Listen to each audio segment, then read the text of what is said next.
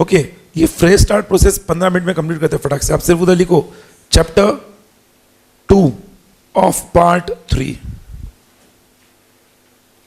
Part 3, उधर लिखना section 80 से लेकर 93, और उधर लिखना for individuals and partnership firms. अच्छा, इस फ्रेश स्टार्ट प्रोसेस में कोई भी इंडिविजुअल तभी जा सकता है जब उसके पास कौन सा डेप्ट हो, क्वालिफाइंग डेप्ट हो। कौन सा डेप्ट हो? अभी क्वालिफाइंग डेप्ट सेक्शन 79 में एक्सप्लेन किया है। इस चैप्टर के प्रोविजन सेक्शन 80 से 93। तो क्वालिफाइंग डेप्ट क्या है? अब उसके नीचे लिखना क्वालिफाइंग डेप्ट मतलब क्या, amount due plus interest or any sum due in respect of any contract, comma, but does not include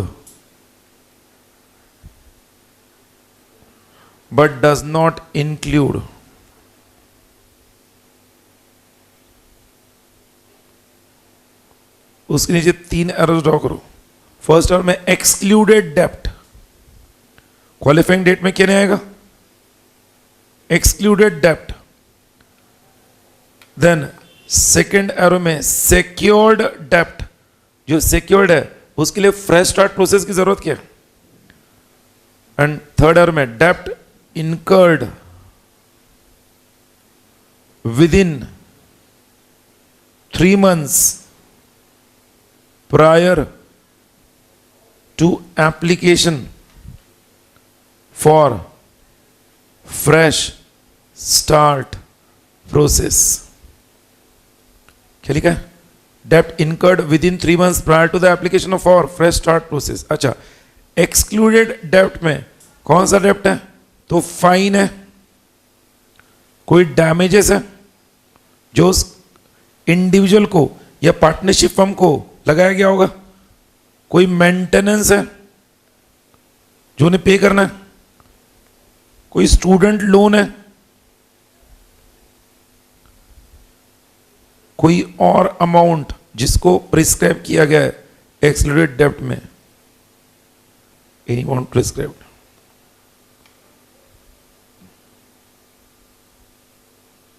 अरे बोलो, और ये एनी अमाउंट प्रिस्क्राइब जो है ना, वहां से आप एरो कर सकते हो। एनी अमाउंट प्रिस्क्राइब में हम क्या कहते हैं? उधर कहते हैं एनी अमाउंट प्रिस्क्राइब में इट इज रिया। क्या कहते हैं? What is any amount prescribed? रिया। रिया में आर स्टैंड्स फॉर, आप लिखना रिलेटिवली लेस अमाउंट, उधर लिखेंगे लेस देन इक्वल टू 35,000। कितना है वो? 35,000 तक का अमाउंट है, नॉट रॉन्ग, 35,000 तक का अमाउंट है। Then I stands for income less than equal to 60,000। Then A stands for assets less than equal to 20,000। अच्छा, तो जिस पर्सन का क्वालिफाइंग डेप्ट होगा वही एलिजिबल होगा। एलिजिबल होने के लिए उस व्यक्ति का जो भी ड्यूज है, dues must be relatively less. Fresh start process, गलती को सुधारने का मौका, उसको बैंकरप्ट डिक्लेयर करके उसको जिंदगी भर के लिए कॉन्ट्रैक्ट्स के लिए डिस्क्वालीफाई करने की जगह उसको एक बार अपनी गलती को सुधारने का मौका मिलना चाहिए। फ्रेश स्टार्ट प्रोसेस उस इंडिविजुअल को, उस पार्टनरशिप फर्म को। ये सिर्फ इंडिविजुअल्स को और पार्टनरशिप फर्म्स की हम बात कर रहे हैं। उनको फ्रेश स्टार्ट प्रोसेस का मौका मिलेगा अगर उनका डेप्ट कैसा डेप्ट है? क्वालिफाइंग डेप्ट है। क्वालिफाइंग डेप्ट मतलब क्या? वो कोई अमाउंट ड्यू प्लस इंटरेस्ट है, या कोई amount due in respect of a contract है जिसमें ये पर्टिकुलर कैटेगरीज आते नहीं है। सब लोग हैं? अच्छा, अगर फाइन है उसको फाइन पे करना है, फाइन से उसको फ्रेश स्टार्ट प्रोसेस मिलेगा क्या? नहीं, उन्होंने दिया डैमेजेस पे करने हैं, उसके लिए वो बोलने सकता है 15,000 का डैमेज, बोलते फ्रेश स्टार्ट प्रोसेस, जान दो, माफ कर दो, वो गया आईबीसी के तहत और बोलता है फ्रेश स्टार्ट प्रोसेस नहीं मिलेगा, बिकॉज इट इज एक्सक्लूडेड डेप्ट। अगर सिक्योर डेप्ट है उसमें भी फ्रेश स्टार्ट प्रोसेस नहीं मिलेगा। एंड लास्ट, जो debts incurred within 3 months, नहीं तो उसे पता है हम फ्रेश स्टार्ट के लिए अप्लाई करने वाले, लो लोन 10,000, 15,000, 20,000 नहीं होगा। सब लोग हैं? अच्छा, तो किसको फ्रेश स्टार्ट प्रोसेस के लिए अधिकार है? सेक्शन 80 कहता है इंडिविजुअल्स और persons eligible in making application. तो उसमें हम कहते हैं अ debtor either personally or through a resolution professional entitled to make an application for fresh start for discharge of his qualifying debt to adjudicating authority on fulfilling the following condition। जिसका क्या दिया उधर? Annual income कितना है? 60,000 है, उसके अंदर है। Assets less equal to 20,000, debts less equal to, अरे बोलो भाई, 35,000। वो अनडिस्चार्ज बैंकरप्ट है। अनडिस्चार्ज बैंकरप्ट मतलब क्या? उसको डिस्चार्ज नहीं किया बैंकरप्सी से, उसके खिलाफ अभी भी हम कहते हैं बैंकरप्सी को लेकर कोई ना कोई इल्जाम लगा हुआ है, कोर्ट ने उसको डिस्चार्ज और अनडिस्चार्ज समझना। अनडिस्चार्ज बैंकरप्ट मतलब क्या? जिसको कोर्ट ने बैंकरप्सी से अभी तक डिस्चार्ज नहीं किया है, उसके खिलाफ और भी केसेस चल रहे, तो ऐसे व्यक्ति को फ्रेश स्टार्ट प्रोसेस के लिए अप्लाई करना अलाउड नहीं है। हाँ, जिसको बैंकरप्ट कहते हुए डिस्चार्ज किया हुआ है, ही कैन अप्लाई। बैंकरप्ट कहते हुए डिस्चार्ज करना और अनडिस्चार्ज बैंकरप्ट, इसमें फर्क है। अनडिस्चार्ज जिसको कोर्ट ने अभी तक डिस्चार्ज नहीं किया है। देन जिसके पास खुद का घर नहीं है, जिसके पास हम कहते हैं any fresh start process, insolvency resolution plan, bankruptcy process not subsisting against him, जिसके खिलाफ कोई हम कह सकते हैं इंसॉल्वेंसी रेजोल्यूशन प्लान नहीं चला है, कोई बैंकरप्सी प्रोसेस नहीं चल रहा है, कोई फ्रेश स्टार्ट प्रोसेस नहीं चल रहा है, और जिसने फ्रेश स्टार्ट के लिए इमीडिएटली प्रीसीडिंग 12 months के अंदर अप्लाई नहीं किया होगा, वही पर्सन एलिजिबल है। तो इस चैप्टर में वो सेक्शन 80 इंपॉर्टेंट है। कितने कैटेगरीज? वो 7 सर्कमस्टेंसेस जब एक पर्सन फ्रेश स्टार्ट प्रोसेस के लिए अप्लाई कर सकता है। बाकी अल से एक बार वो कैटेगरीज देखे 7 पर्सन के, रेस्ट एवरीथिंग बिकम सेम। मुझे सिर्फ बोलो फ्रेश स्टार्ट प्रोसेस के लिए अप्लाई कौन कर सकता है? इंडिविजुअल्स और पार्टनरशिप फर्म्स, उन 7 केसेस में कर सकते हैं। अब वो जब अप्लाई करेंगे तो डेफिनेटली उनका एप्लीकेशन एक्सेप्ट होगा या रिजेक्ट होगा। रिजेक्ट कब होगा? कंडीशंस फॉर एलिजिबिलिटी फुलफिल नहीं करते, तो उसके नीचे आप सिर्फ देख लो application for fresh start process में on the date of filing जो दिया ना, रिजेक्शन कट करना, बाय मिस्टेक हुआ rejection of on the date of filing of, on the date of filing of, अब लिखना नहीं, on the date of filing of application आएगा, correct. On the date of filing of application already दिया है, on the date of filing of application मतलब क्या दिया? On application for fresh start process by debtor and interim moratorium shall commence. उसके खिलाफ moratorium period start होगा जिस दिन एप्लीकेशन आएगा उस दिन से। मोरेटोरियम का इफेक्ट सेम होता है, relief. What is moratorium? Relief. तो रिलीफ मतलब उसके खिलाफ कोई कार्रवाई नहीं होगी। उसमें सिर्फ एक पॉइंट नीचे डबल हुआ है, following information shall be provided along with the affidavit. जो भी मोरेटोरियम आएगा ना उसमें अब उसे क्या करना है? List of all debts, list of security, financial information of the debtor, particulars of debtors personal details, reasons for making application, cut that, 2 बार हुआ है। उसके खिलाफ कोई कार्रवाई हुई है क्या? Confirmation that no fresh start proceeding has been made in the preceding 12 months। अगर ये एप्लीकेशन में सारी एफिडेविट देना ना उसको, ये अरे एप्लीकेशन के साथ साथ ए से लेकर वो एच तक जो दिया है उसको एफिडेविट के फॉर्म में लिख के देना है। कौन देगा? वो एप्लीकेंट। और अब हेडिंग्स पढ़ो। एप्लीकेशन दिया तो नेक्स्ट हेडिंग क्या दिया? सेक्शन 82 का। उसके लिए फ्रेश स्टार्ट प्रोसेस के लिए कौन अपॉइंट किया जाएगा? Resolution professional. नेक्स्ट पेज पे आओ। वो रेजोल्यूशन प्रोफेशनल का एप्लीकेशन क्या होगा? एग्जामिन किया जाएगा। वो रेजोल्यूशन प्रोफेशनल क्वालिफाइड है कि नहीं वो एग्जामिन किया जाएगा ना। देन उसके नीचे effect of admission of application, हमने कहा मोरेटोरियम स्टार्ट होता है, उसमें दिया एक बार मोरेटोरियम स्टार्ट हुआ, effect of moratorium, market is important. एक बार मोरेटोरियम पीरियड स्टार्ट हुआ तो पर्सन जो डेटर है वो किसी कंपनी का डायरेक्टर बन नहीं सकता। Not act as director of any company लिखो, एनी, मेक इट एनी। वो अपने एसेट्स को बेच नहीं सकता है, उसे अपने बिजनेस पार्टनर्स को इन्फॉर्म करना पड़ेगा कि उसने फ्रेश स्टार्ट प्रोसेस के अप्लाई किया।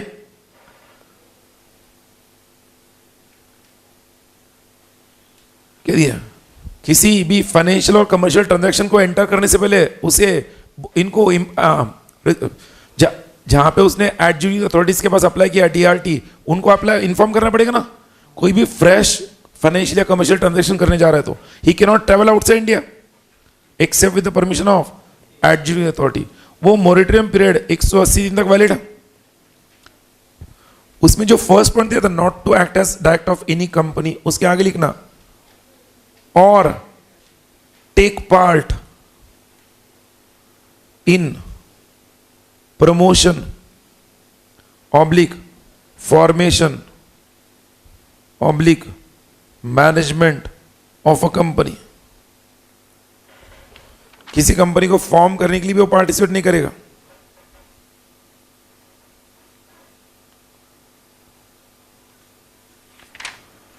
तो उसका एक बार एप्लीकेशन एक्सेप्ट हो गया, मॉनिटरिंग पीरियड स्टार्ट होगा, वो इन 5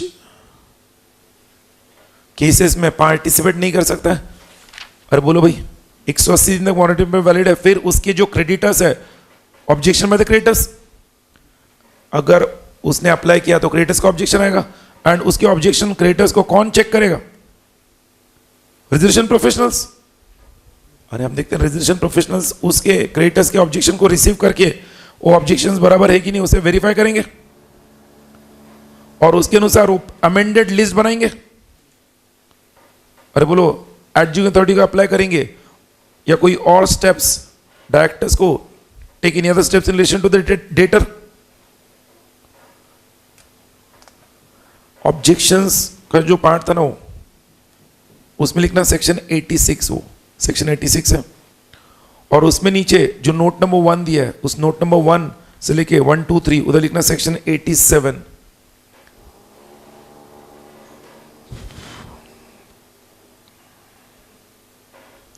डेटर कौन है भाई इस फ्रेश स्टार्ट प्रोसेस में? कौन है वो डेटर? इंडिविजुअल या फर्म? उस डेटर ने एप्लीकेशन का एक्सेप्ट होने के बाद उसका मॉनिटरिंग पीरियड स्टार्ट हुआ, उस डेटर के जितने भी क्रेडिटर्स है उनके ऑब्जेक्शंस रेजोल्यूशन प्रोफेशनल के पास आए। अब उन ऑब्जेक्शंस के बेसिस पर एक्शन डिसाइड हुआ। क्या दिया? The debtor of creditor aggrieved by the action shall within 10 days make an application to the adjudicating authority. अगर किसी क्रेडिटर को कम पैसा मिल रहा है तो ऑब्जेक्ट करेगा ना। अगर रेजोल्यूशन प्रोफेशनल ने किसी क्रेडिटर के डेप्ट के ऑब्जेक्शन को कंसिडर नहीं किया तो रेजोल्यूशन प्रोफेशनल के अगेंस्ट वो क्रेडिटर कहां पे जाएगा? एए के पास। तो 87 में दिया और फिर एए फैसला करेगा उसके डेप्ट को यूज ऐड करना है कि नहीं करना है। जनरल ड्यूटीज ऑफ डेटर, जो डेटर है जिसने अप्लाई किया उसका ड्यूटी क्या है? उसे अपनी बारे में सारी इंफॉर्मेशन रेजोल्यूशन प्रोफेशनल को अवेलेबल करानी है, उसे हर मीटिंग को अटेंड करना है, उससे रेजोल्यूशन प्रोफेशनल को इन्फॉर्म करना है। अगर कोई मटेरियल एरर और ओमिशन हुआ है तो उससे किसी जानकारी में कोई फाइनेंशियल सर्कमस्टेंसेस में चेंज हुआ है after application of the fresh start process, उसकी जानकारी भी किसको देनी है? डेटर को देनी है और रेजोल्यूशन प्रोफेशनल को देनी है ना। General duties of the debtor, number 1 duty क्या है? सारी इंफॉर्मेशन रेजोल्यूशन प्रोफेशनल को अवेलेबल करनी है, मीटिंग्स को अटेंड करना है। देन रेजोल्यूशन प्रोफेशनल को कोई मटेरियल एरर और ओमिशन है क्या उसकी इंफॉर्मेशन में जो सप्लाई किया था वो बताना है, या कोई फाइनेंशियल सर्कमस्टेंस में चेंज हुए क्या उसके फ्रेश स्टार्ट प्रोसेस के बाद वो इन्फॉर्म करना है। उसकी ड्यूटीज हो गए। फिर उसके बाद रेजोल्यूशन प्रोफेशनल अगर अपना काम ठीक से नहीं करेगा उसको रिप्लेस किया जाएगा। रेजोल्यूशन प्रोफेशनल इसको लेके इसे इंपॉर्टेंट मार्क करो, directions for compliance of restrictions, important. और उसमें लिखो पहला डायरेक्शन क्या दिया?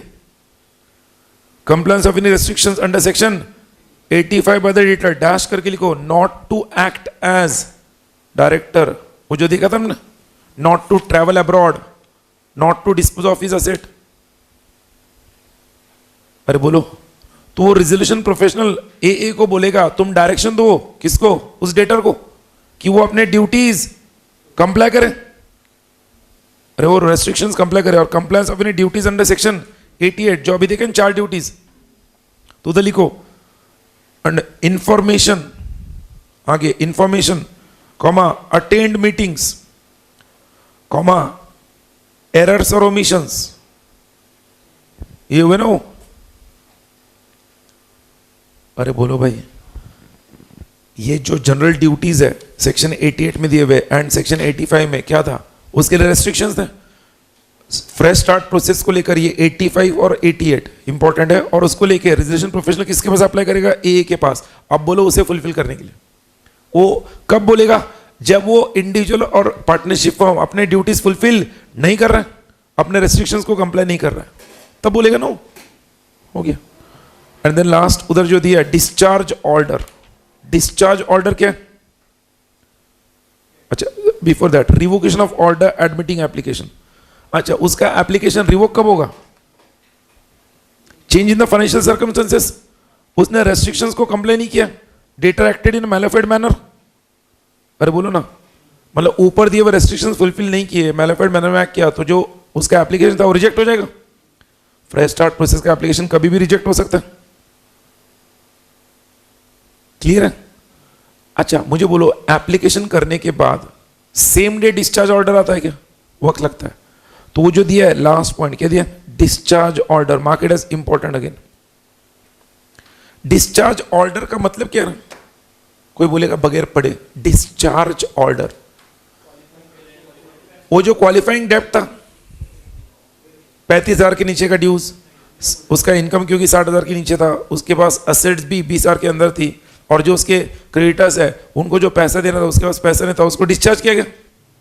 डिस्चार्ज ऑर्डर जो इशू किया गया, वो डिस्चार्ज ऑर्डर जिस दिन अप्लाई किया तब से नहीं होता है, जिस दिन डिस्चार्ज ऑर्डर आया तब तक के ड्यूज भी डिस्चार्ज होंगे।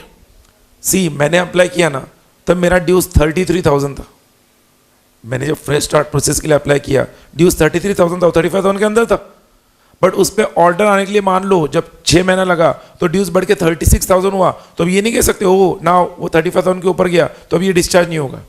वो कहते हैं जिस दिन अप्लाई किया उस दिन से लेकर डिस्चार्ज ऑर्डर तक का जितना भी पीरियड था, उस पीरियड का जो भी पेनल्टी इंटरेस्ट है उसमें भी डिस्चार्ज होगा। क्या दिया, पढ़ो लाउडली लास्ट पॉइंट मेरे साथ। Registration professional shall prepare a final list of qualifying debts and submit to the adjudicating authority at least 7 days prior to the moratorium period comes to an end. The AA shall pass a discharge order at the end of moratorium period for discharge of debtor from the qualifying debts. The AA shall discharge the debtor from liabilities also, following liabilities. क्या दिया है, penalty, interest or any other sum involved in respect of qualifying debts from the date of application till the date of discharge order. जिस दिन apply किया उस दिन से लेकर डिस्चार्ज ऑर्डर तक। अरे बोलो भाई, जो भी डिस्चार्ज ऑर्डर है वो इंसॉल्वेंसी बैंक्रप्सी बोर्ड को फॉरवर्ड किया जाएगा। Discharge order shall not discharge any other person from any liability in respect of qualifying debts. इसको स्टार मार्क करो, इसका मतलब मुझे बोलो ये कब आएगा, पॉइंट नंबर 5। इंटरेस्टिंग है पॉइंट नंबर 5, एक लाइन। अरे जॉइंट प्रोमिसर्स है, एक प्रोमिसर को डिस्चार्ज किया उससे दूसरा प्रोमिसर डिस्चार्ज नहीं होगा, तो आप पॉइंट नंबर 5 के उधर ब्रैकेट में लिखो that is in case of joint promisors. In case of joint promisors if one promisor is discharge other will not be discharge.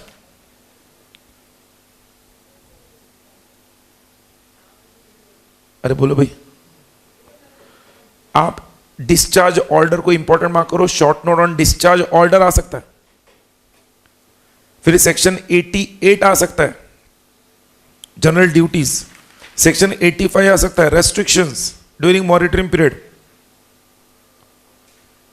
3 points में बताया करेक्ट। एंड लास्ट आपको आ सकता है eligibility for making an application, who is eligible for making application. 1 minute दे रहा हूं मैं, refer to that chapter all of you weekly.